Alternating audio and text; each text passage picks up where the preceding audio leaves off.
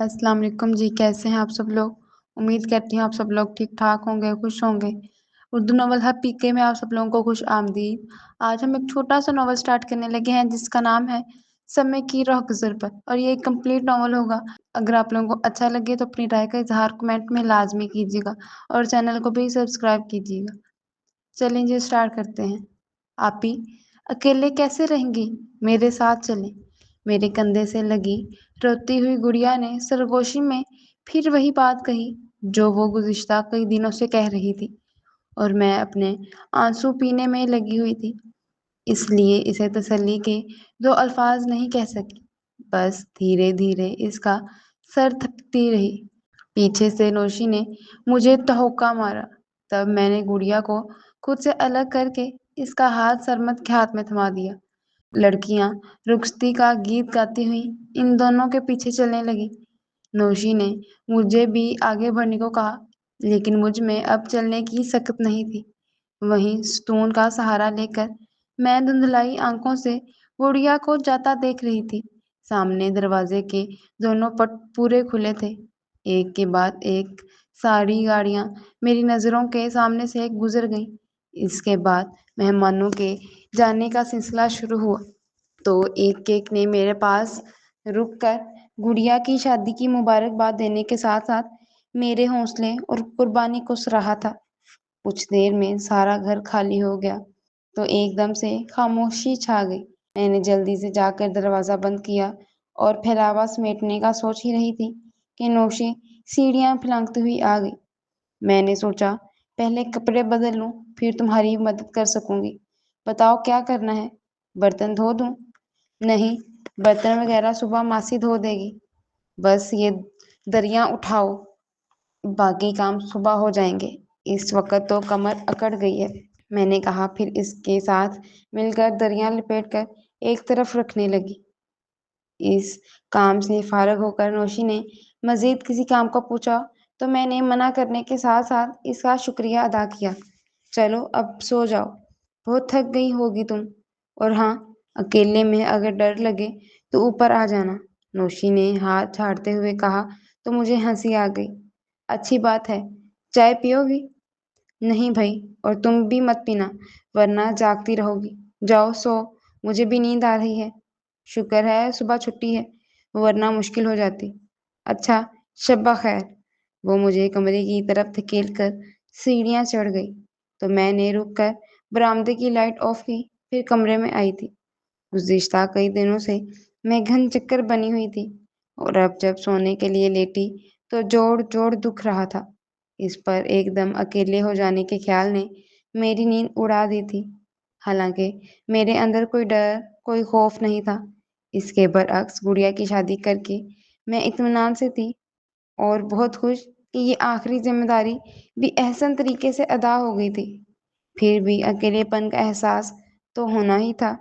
कल तक गुड़िया इसी कमरे में मेरे पलंग से पलंग मिलाकर सोती थी, और आज सुबह मेहमानों के लिए जगह बनाने की खातिर नौशी ने अपना पलंग ही कमरे से निकाल दिया था, जिससे कमरा खुला खुला लग रहा था। लेकिन मैं शायद इसकी आदी नहीं थी, इसीलिए मुझे घबराहट होने लगी। दिल चाहा इसी वक्त गुड़िया का पलंग घसीट कर ले आऊं, और मैं उठकर बैठ भी गई। फिर ख्याल आया, ये काम मैं अकेली नहीं कर सकती। कुछ मायूस सी होकर मैंने दोबारा सर तकिए पर रखा था कि समाक्तों में घंटियां सी बजने लगी। और जब तुम अकेली हो जाओ तो मुझे बुला लेना। कौन? मेरा दिल जोर जोर से धड़कने लगा। सीने पर हाथ रखकर मैंने इधर उधर देखा, तो कोई नहीं था, लेकिन आवाज अभी भी आ रही थी। उफ नहीं, इतने बरस बीत गए, वो मुझे बुलाने का मुंतजिर तो नहीं होगा। मैंने करवट बदल कर आंखें जोर से बंद कर ली। मैं कोई वादा नहीं करता, और ना ये यकीन से कह रहा हूँ तुम्हारे बुलाने पर जरूर आऊंगा, लेकिन आ भी सकता हूँ। एक मुमबम सी आस के सहारे छोड़कर वो मुझसे रुखसत हुआ था। जब भी तो इस तमाम अरसे में मैंने कभी माहो साल शुमार नहीं किए, लेकिन मैं इसे भूली भी नहीं थी। गो कि वो हर पल मेरे साथ नहीं होता था, लेकिन अक्सर याद आता था। शायद इसीलिए कि हर पल में हर रोज इन्हीं रास्तों से गुजरती थी, جن پر کبھی وہ میرے ساتھ ساتھ چلتا تھا اور آفس بھی وہی تھا، پھر یاد کیسے نہ آتا۔ البتہ اسے بلانے کا میں نے کبھی نہیں سوچا تھا، کیونکہ اس نے آنے کا یقین نہیں دلایا تھا، نہ کوئی وعدہ کیا تھا، اور اگر کرتا بھی تو اتنے برس بعد کہاں اسے یاد رہتا۔ میری طرح وہ بھی خاصا حقیقت پسند تھا۔ شاید زندگی کی تلخیوں نے ہمیں کچھ زیادہ ہی حقیقت پسند بنا دیا تھا۔ ہماری آنکھیں خواب افورڈ نہیں کر سکتی۔ اب تو میں خواب سے جانے کی عمر سے آگے نکل آئی تھی، جب ہی میں نے آنکھیں زور سے بند کر لی تھی اور آوازوں کا راستہ روکنے کے لیے کانوں پر ہاتھ رکھ لیے، لیکن ذہن کا کیا کرتی، جس میں دریچے کھلتے جا رہے تھے۔ مجھے لگتا ہے میں تمہیں پسند کرنے لگا ہوں۔ پورے 1 سال کے بعد اطراف پر میں بجائے خوش ہونے کے آزردگی میں گھر کر بولی، اس سے آگے اور کچھ مت کہنا، کہیں میں خود غرض نہ ہو جاؤں۔ کیا مطلب؟ وہ حیران ہوا تھا۔ میں اپنے بارے میں سوچنے لگی تو ان کا کیا ہوگا، جن کی میں پہلے ماں اور پھر باپ بن گئی تھی۔ نہیں عاطف، مجھے میرے مقصد سے نہیں ہٹنا۔ بہت گناہ گار ہوں گی میں۔ کس کی بات کر رہی ہو؟ اس نے کچھ ٹھٹک کر پوچھا تھا۔ اپنے چھوٹے بہن بھائی کی۔ پتہ ہے، جب اماں کا انتقال ہوا اس وقت میں 12 سال کی تھی، اور اتنی سی عمر میں مونا، فواد اور گڑیا کی ماں بن گئی۔ پھر ابا کا بھی اسی طرح خیال رکھتی جیسے اماں رکھتی تھی، گھر کے کام کاج اور اسکول بھی جانا۔ یوں لگتا تھا جیسے اماں کی روح میرے اندر سما گئی ہے۔ جب ہی تو کوئی کام رکا نہیں، سب چلتے رہے وقت کے ساتھ۔ میں پہلی بار اس کے سامنے اپنی زندگی کے اوراٹ الٹ رہی تھی۔ دیکھتے ہی دیکھتے مونا میرے برابر آ گئی، فواد اور گڑیا بھی مڈل کلاس میں آگے نکل آئے، تو میرا بوجھ ہلکا ہو گیا، اور ابا بھی شاید اسی انتظار میں تھے۔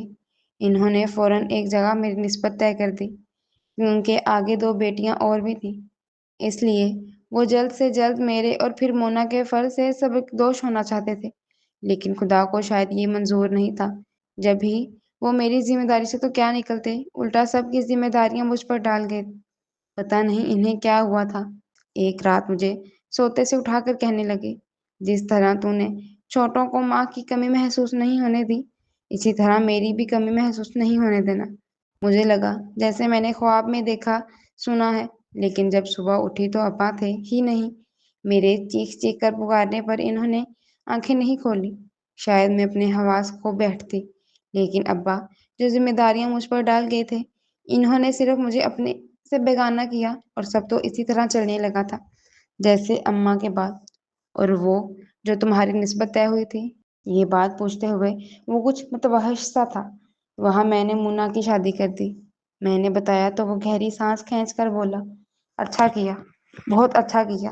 ہاں، اور اب فواد اور گڑیاں ہیں، دعا کرو میں ان کے ساتھ بھی اچھا کر سکوں۔ فکر نہیں کرو، سب اچھا ہوگا۔ یہ بتاؤ میں تمہارے لیے کیا کر سکتا ہوں؟ اس نے بڑے خلوص سے پوچھا۔ نہیں، تمہیں کچھ نہیں کرنا، انتظار کرنے کو بھی نہیں کہوں گی، کیونکہ فواد ابھی میٹرک میں ہے، اور جب تک وہ اپنے پیروں پر کھڑا نہیں ہو جاتا اور میں گڑیا کی شادی نہیں کر لیتی، تب تک میں اپنے بارے میں نہیں سوچوں گی۔ میں نے صاف گوئی سے کہا تو وہ پرسوچ انداز میں سر ہلاتے ہوئے بولا تھا، اس میں تو بہت سال لگیں گے، فواد کو گریجویشن کرنے میں ہی 4 سال ہیں اس کے بعد، اس لیے میں تمہیں انتظار کو نہیں کہا۔ میں نے اسے حساب لگاتے دیکھ کر ٹوکا تھا۔ اس کے باوجود میں اپنے الفاظ واپس نہیں لوں گا، یعنی میں تمہیں پسند کرتا ہوں، بلکہ اس سے بھی زیادہ محبت کرتا ہوں، اور اس محبت کے ناطے اگر میں یہ کہوں کہ فواد اور گڑیا کے لیے ہم دونوں مل کر بھی نہیں۔ میرے فوراً منع کرنے پر وہ کچھ دیر خاموشی سے دیکھنے کے بعد بولا تھا، تمہیں شاید میری محبت کا بھروسہ نہیں ہے، یہ بات نہیں کرو، حالانکہ تم آج اعتراف کر رہے ہو، جبکہ میں بہت پہلے جان گئی تھی، اور بھروسہ نہ ہوتا تو میں تمہارے ساتھ یہاں نہ آتی۔ پھر منع کیوں کر رہی ہو؟ اس لیے کہ میں محبت کو کسی آزمائش میں نہیں ڈالنا چاہتی۔ یہ 2-4 دن یا سال 6 مہینے کی بات نہیں ہے، ابھی تو خود کہہ رہے تھے بہت سال لگیں گے، اور شادی کے بعد اتنے سال تمہیں بہت کٹھن لگیں گے۔ میری حد درجہ حقیقت پسندی پر اس وقت وہ خاموش رہا، لیکن بعد میں شاید اسے بھی احساس ہو گیا تھا، جب بھی اس نے پھر کبھی اس موضوع کو نہیں چھیڑا۔ البتہ وقتاً فوقتاً مجھ سے فواد اور گڑیا کے بارے میں پوچھتا ضرور تھا، اور یہ کہ میرے ساتھ کوئی اور مسئلہ تو نہیں۔ پھر یہ ضرور کہتا کہ کسی بھی ضرورت کے لیے میں بلا جھجک اس سے کہہ سکتی ہوں، اور مجھے بھی یقین تھا کہ خدا نہ خواستہ کبھی کوئی ایسی ضرورت ہوئی تو میں صرف اسی سے رجوع کروں گی۔ لیکن اس کی نوبت ہی نہیں آئی، کیونکہ اس نے ایک دم سے نہ صرف باہر جانے کا سوچ لیا بلکہ اس کے لیے کوششیں بھی شروع کر دی تھی۔ اور مجھے اس نے اس وقت بتایا جب وہ اپنی کمپنی کے ساتھ ایگریمنٹ کر کے ویزا حاصل کر چکا تھا۔ میں 2 سال کے ایگریمنٹ پر کویت جا رہا ہوں، اور ہو سکتا ہے یہ مدت پوری ہونے کے بعد وہاں سے امریکہ نکل جاؤں۔ میں اچانک گمسم سی ہو گئی تھی، حالانکہ میں نے کوئی خواب نہیں سجائے تھے، نہ خود کو فریب دیا تھا۔ پھر جانے کیوں میرے اندر ٹوٹ پھوٹ شروع ہو گئی تھی۔ کیوں کیوں جا رہے ہو؟ کتنی دیر بعد میں نے پوچھا تھا۔ تمہاری محبت سے آزاد ہونے کے لیے، جو کہ یہاں رہ کر ممکن نہیں ہے۔ تم اپنی ذمہ داریاں نبھاؤ، میں اپنی زندگی جیوں گا۔ اس نے کہا تو میں بمشکل ٹوٹے ہوئے لہجے میں بولی تھی، ہاں تمہیں اس کا حق ہے، بہت کٹھور ہو تم۔ پھر بھی میں یہی کہوں گا کہ جب تم اکیلی ہو جاؤ تو مجھے بلا لینا، لیکن میں اپنے آنے کا یقین نہیں دوں گا، نہ کوئی وعدہ کرتا ہوں۔ پھر بلانے کا کہہ کیوں رہے ہو؟ میرا شاکی ہونا فطری تھا، آ بھی سکتا ہوں۔ وہ مسکرایا تھا۔ اگر تمہاری محبت سے آزاد ہونے میں ناکام ہو گیا تب مجھے کیسے پتا چلے گا کہ تم کامیاب ہوئے ہو یا ناکام؟ میں نے یوں ہی پوچھا تھا۔ میرے آنے یا نہ آنے سے وہ بڑے آرام سے بولا تھا، میرا آنا اس بات کا ثبوت ہوگا کہ میں بھولنے میں ناکام ہو گیا ہوں، اور میرا نہ آنا اس صورت میں سمجھ لینا کہ نہیں۔ میں نے فوراً ٹوک کر کہا، اسی طرح تو میں ساری زندگی انتظار کرتی رہوں گی، شاید اب تم آ جاؤ، اب تم آ جاؤ۔ چلو نہ آنے کی صورت میں تمہیں اطلاع دے دوں گا، لیکن تم مجھے لکھو گی ضرور کہ اپنی ذمہ داریوں سے نکل کر اب تم اپنے بارے میں سوچنے لگی ہو۔ اس وقت تم پتہ نہیں کہاں ہوگے، یوں لگ رہا ہے جیسے ہم اپنے آپ کو ایک دوسرے کو بہلانے کی کوشش کر رہے ہیں۔ تم میرے اسی پتے پر خط لکھنا، میں جہاں بھی ہوا تمہارا خط مل جائے گا۔ اچھی بات ہے، اگر اس دن میری زندگی میں کوئی اور نہ آیا تو میں تمہیں خط ضرور لکھوں گی۔ میں نے اس کی بات لٹائی تھی، اور پھر وہ چلا گیا تو مہینوں میرا کسی کام میں دل نہیں لگا۔ میں راہ چلتے چلتے رک جاتی اور آفس میں گھنٹوں اسی ٹیبل کو دیکھا کرتی تھی۔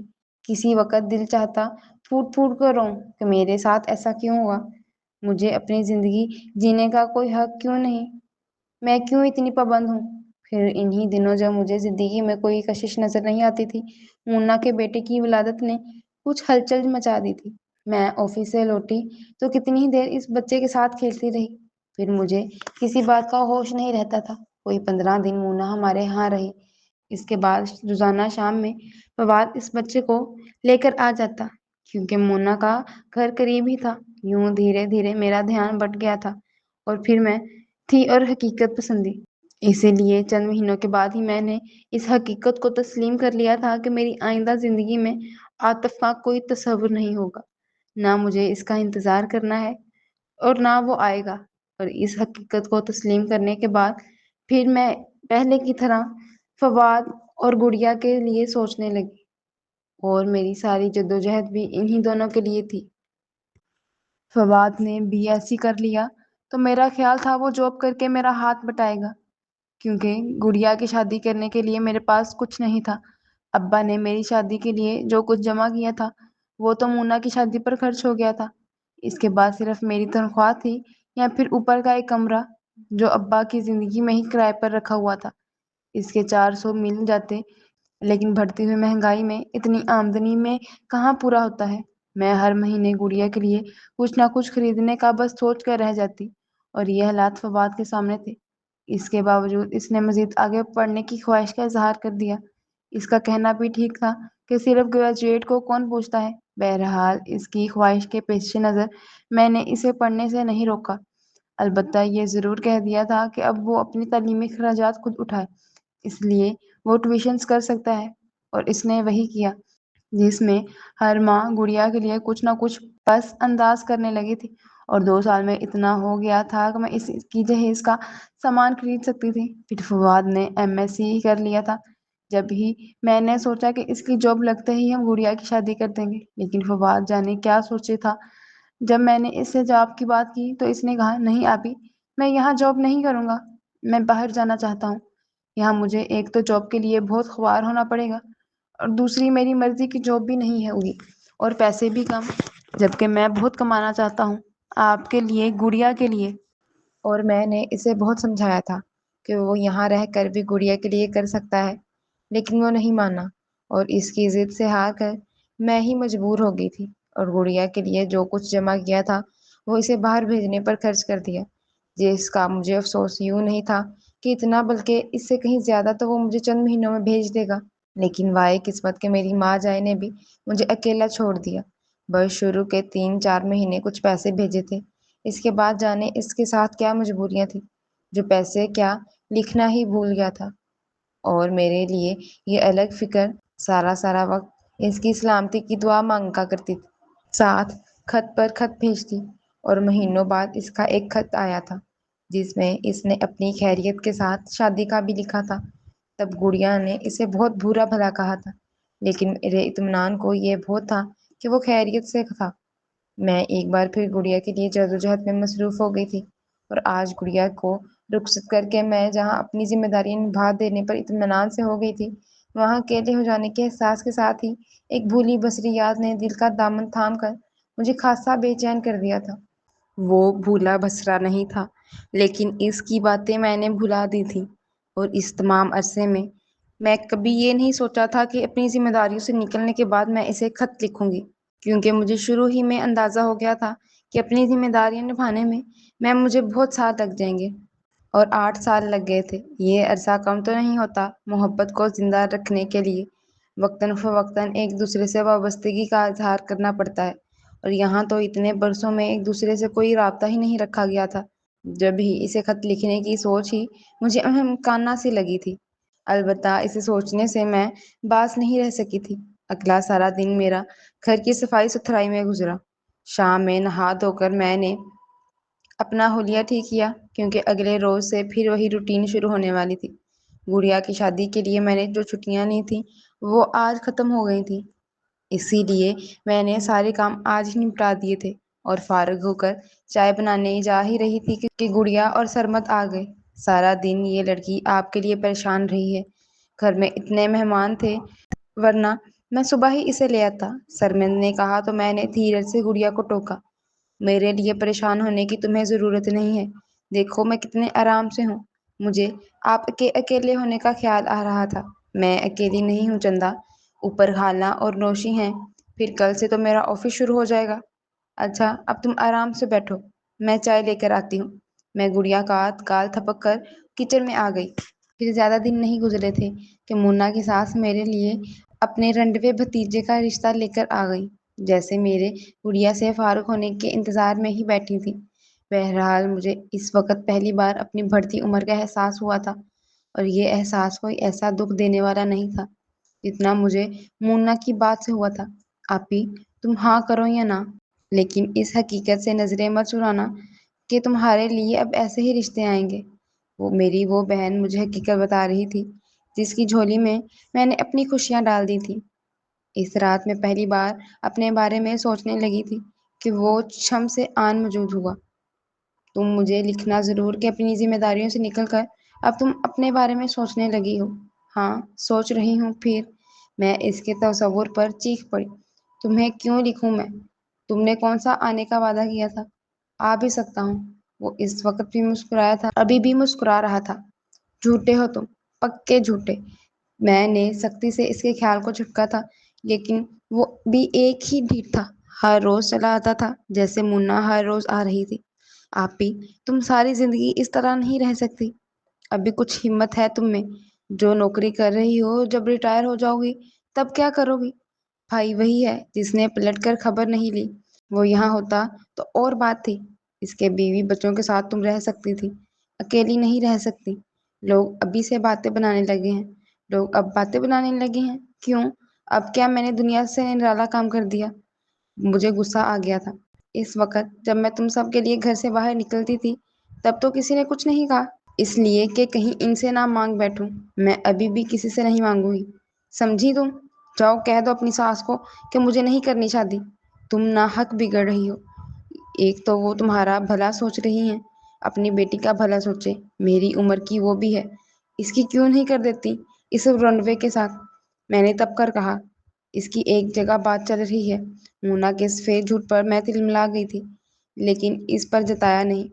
بہرحال تمہاری ساس کو میری فکر کرنے کی ضرورت نہیں ہے، میری طرف سے انہیں صاف جواب دے دو۔ مونا کچھ ناراض ہو کر چلی گئی، جس کا مجھے افسوس ضرور ہوا، لیکن میں نے اسے روکا نہیں تھا۔ پھر اگلے کئی دن میں یوں ہی اکھڑی اکھڑی سی رہی، اپنے آپ جھنجھلاتی رہی۔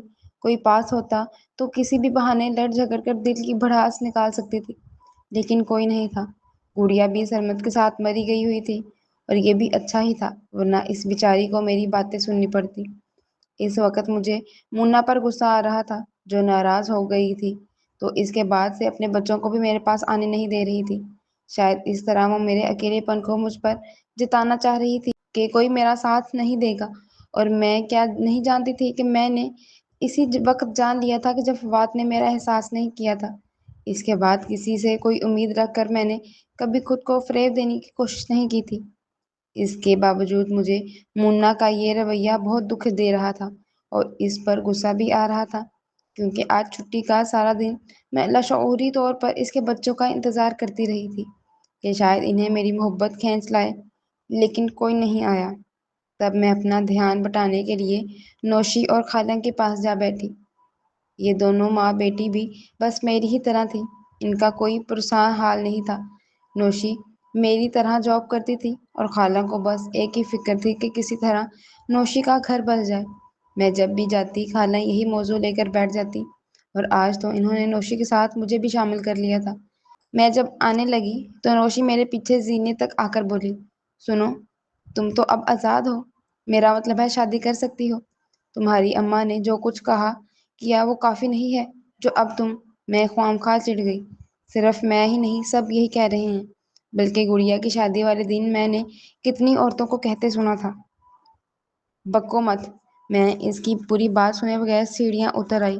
اندھیرا پھیل رہا تھا، برآمدے اور پھر کمرے کی لائٹ جلا کر میں نے کچن کا رخ کیا۔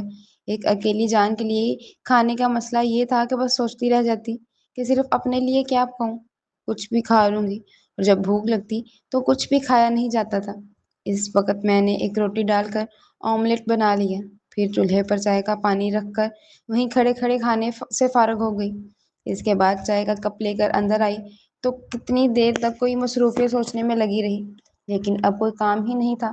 حالانکہ گھر کے کام میں نہیں کرتی تھی، یہاں تک کہ میرے کپڑے بھی گڑیا استری کر کے دیتی تھی۔ اس کے باوجود جانے کس بات کی جلدی رہتی تھی، میرا وجود ہر دم متحرک رہتا تھا، اور اب ایک دم جمود طاری ہو گیا تھا۔ شاید اس لیے کہ میرے سامنے اب کوئی مقصد نہیں تھا جس کے حصول کے لیے جدوجہد کرتے ہوئے میں چاقو چبند رہتی تھی۔ میرا دل چاہ رہا تھا پھر وہی دن لوٹ آئیں، فواد کی فیس اور کتابوں کی فکر، پھر گڑیا کے لیے کچھ نہ کچھ جوڑنا۔ اس طرح کم از کم اپنی اہمیت کا احساس تو ہوتا تھا۔ پھر انتظار کہ کب فواد تعلیم سے فارغ ہوگا اور کب گڑیا کی شادی ہوگی، اور اس وقت کے انتظار نے ہی تو مجھے زندہ رکھا ہوا تھا۔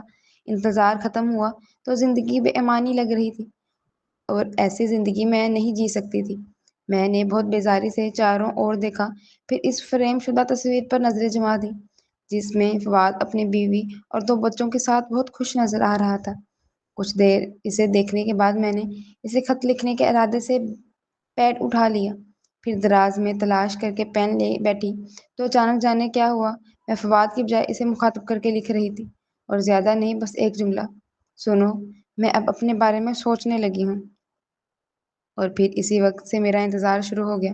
حالانکہ خط میں نے اگلی صبح آفس جاتے ہوئے پوسٹ کیا تھا، اور اسی شام واپس لوٹی تو میری نظریں پورے آنگن میں پھٹکنے لگیں جیسے اس کا جواب آج ہی آیا ہو۔ پھر مجھے اپنے آپ پر ہنسی آئی تھی، اور پھر ہر روز میں اسی طرح گھر میں داخل ہوتے ہی اس کا جواب ڈھونڈتی، کبھی ہنستی کبھی مایوس ہوتی، لیکن اس انتظار نے مجھے پھر سے زندہ کر دیا تھا۔ جب بھی متلاشی نظروں سے آنگن میں دیکھتے ہوئے میرا دل ان اندیشوں میں دھڑکتا تھا کہ کہیں اس کا جواب مجھ سے میرا انتظار نہ چھین لے۔ یوں ہی کتنے دن گزر گئے۔ گڑیا ہنی مون سے لوٹ آئی تھی، اور اب روزانہ شام میں کچھ دیر کے لیے وہ اور سرمد میرے پاس آنے لگے تھے۔ جس سے میرا دھیان بٹ جاتا تھا، لیکن اب مجھے دھیان بٹا کر کوئی خوشی نہیں ہوتی تھی، کیونکہ میں اپنی تنہائیوں میں بھی تنہا نہیں رہتی تھی۔ آپ نے اپنے بارے میں کیا سوچا ہے؟ اس روز سربند نے مجھ سے پوچھا۔ میں بہت اطمینان سے مسکرائی۔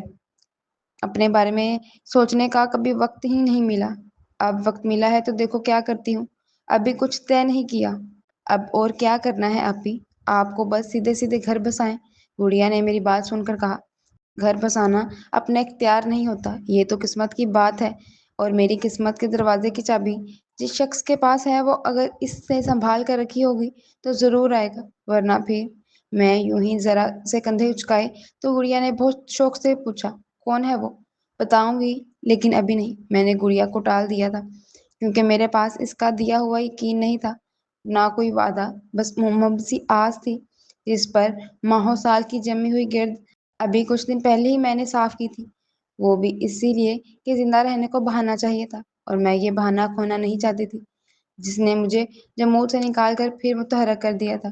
اس وقت گھر میں داخل ہوتے ہی میں نے روزانہ کی طرح پہلے دروازے کے آس پاس دیکھا، پھر اسی طرح ادھر ادھر نظریں دوڑاتے ہوئے برآمدے میں آ کر پھر خود کو تخت پر گرایا تھا کہ آواز پر اچھل پڑی، کیا تلاش کر رہی ہو؟ اسے دیکھ کر میرا دل سینے کے اندر بے قابو ہو گیا، اور کھنکتی ہوئی آواز میں بس اسی قدر کہہ سکی، تمہیں؟ مجھے؟ وہ حیران ہو کر بولا، میں کوئی ذرا تو نہیں جسے تم فرش پر تلاش کر رہی تھی؟ تمہیں سے میرا مطلب ہے۔ میں گڑبڑا گئی، کیونکہ اچانک خیال آیا تھا کہ اس نے نہ آنے کی صورت میں خط لکھنے کو کہا تھا، اور میں اسے یہ کبھی نہیں بتاؤں گی کہ میں اس کے خط کا انتظار کر رہی تھی۔